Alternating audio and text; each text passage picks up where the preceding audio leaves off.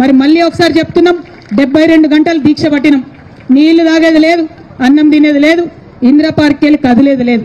ప్రభుత్వాన్ని రిక్వెస్ట్ చేస్తా ఉన్నాం, ఇదివరకు తెలంగాణ జాగృతి ఏ ఉద్యమం చేసినా ప్రభుత్వం ఇచ్చినటువంటి సమయానికి లోబడే ఉద్యమాలు చేసినాం, శాంతియుతంగా ఉద్యమాలు చేసినాం. ఇక్కడ నిలబడ్డం, ఇక్కడ ఉన్నాం, మా గోడు మేము చెప్పుకున్నాం, మా హక్కులు మాకు కావాలని నినదించినాం. అంతే తప్పితే ఎటువంటి అసాంఘిక చర్యలకు పాల్పడలేదు. కాబట్టి ఖచ్చితంగా మాకు పర్మిషన్ ఇవ్వాల్సిందే, 72 గంటలు పర్మిషన్ ఇవ్వాల్సిందే. ఒకవేళ 72 గంటలు ఇయ్యం, మిమ్మల్ని తీసుకుపోయి పోలీస్ స్టేషన్లో పెడతామంటారా? అక్కడనే దీక్ష చేస్తాం. మిమ్మల్ని తీసుకుపోయి హాస్పిటల్లో పెడతామంటారా? అక్కడనే దీక్ష చేస్తాం. మిమ్మల్ని తీసుకుపోయి ఇంటికాడ ఇడిచి పెడతామంటారా? ఆడనే రోడ్డు మీద కూర్చొని అక్కడ కూడా దీక్ష చేస్తాం.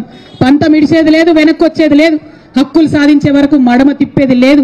ఈ విషయం ప్రభుత్వం గమనించాలని చెప్పి నేను కోరుతున్నా. ఇక చాలా రాజకీయ పార్టీలు రకరకాలుగా మాట్లాడుతున్నాయి. రాజకీయ అంశాలు మనం చూస్తూనే ఉన్నాం, అన్నలందరూ మాట్లాడతారు. ఈ రాజకీయ అంశాలన్నీ ఎదురు తీసుకొని వాటన్నిటిని పక్కకు జరుపుకుంటూ మన ఆత్మగౌరవ బావుట నిలబెట్టాలంటే బీసీ బిడ్డలందరూ కూడా కలిసి ఇవ్వాలి, మద్దతు ఇవ్వాలని చెప్తూ మళ్ళొక్కసారి మీ అందరికి ఉద్యమాభివందనాలు తెలియజేస్తున్నాను. Thank you. జై తెలంగాణ, జై తెలంగాణ. సాధిస్తాం సాధిస్తాం సాధిస్తాం సాధిస్తాం సాధిస్తాం సాధిస్తాం. ఏకార్ దక్కా, ఏకార్ దక్కా, ఏకార్ దక్కా.